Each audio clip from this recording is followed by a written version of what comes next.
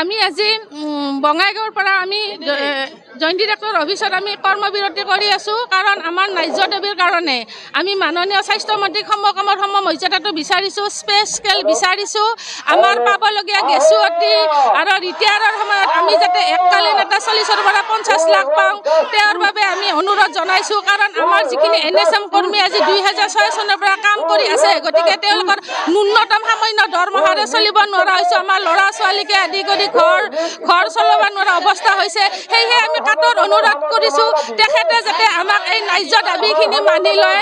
কাৰণ তেওঁ বহুত মানুহকে সহায় সহযোগিতা কৰিছে, ন্যায়ৰে বহুত কাম কৰিছে। গতিকে যাতে আমাক অন্যায় নকৰি আমাকো যাতে ন্যায় দিয়ে, সমকামৰ দৰমহাটো দিয়ে আৰু স্কেল পেটো দিয়ে। আমাৰ যিখিনি দাবী আমাৰ মানে ঘোষণা কৰি আছে আমাৰ NSM কৰ্মীখিনি, তেওঁ যাতে অতি শীঘ্ৰে মানি লয়।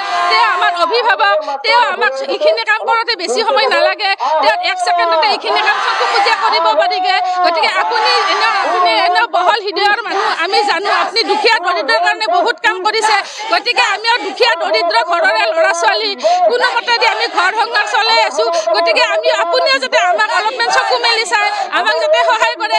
আপোনাৰ আমি বিৰোধিতা হৈ আমি কৰ্মবিৰতি কৰা নাই, আমাৰ নিজৰ ন্যায্য দাবীৰ কাৰণেহে আপোনাৰ আজি এই কৰ্মবিৰতি কৰিবলৈ বাধ্য হৈছোঁ। কাৰণ আপুনি আপোনাক আমি সন্মান কৰোঁ, বহুত আমি মৰম কৰোঁ, বহুত আমি আশীৰ্বাদ দিওঁ। আমি আপোনাক অসমৰ CNM বনাইছোঁ কাৰণ আপুনি ন্যায় অন্যায় বিচাৰ কৰিব পাৰে। আপোনাৰ নিচিনা তীক্ষ্ণ মুখ্যমন্ত্ৰী আৰু আমি দেখা নাই। সেয়েহে আপোনাৰ ওচৰত আমি বিশেষ অনুৰোধ কৰি আমাৰ NSM কৰ্মীসকলক যাতে আপুনি যিখিনি দাবী কাৰণে কৰ্মবিৰতি কৰি আছে, সেইখিনি যাতে আপুনি অতি শীঘ্ৰে দূৰ কৰি দিয়ে। তাৰ বাবে আপোনাক আমি চৰণত ধৰি সেয়া জনাইছোঁ, আপুনি যাতে আমাক এইখিনি কৰি দিয়ে।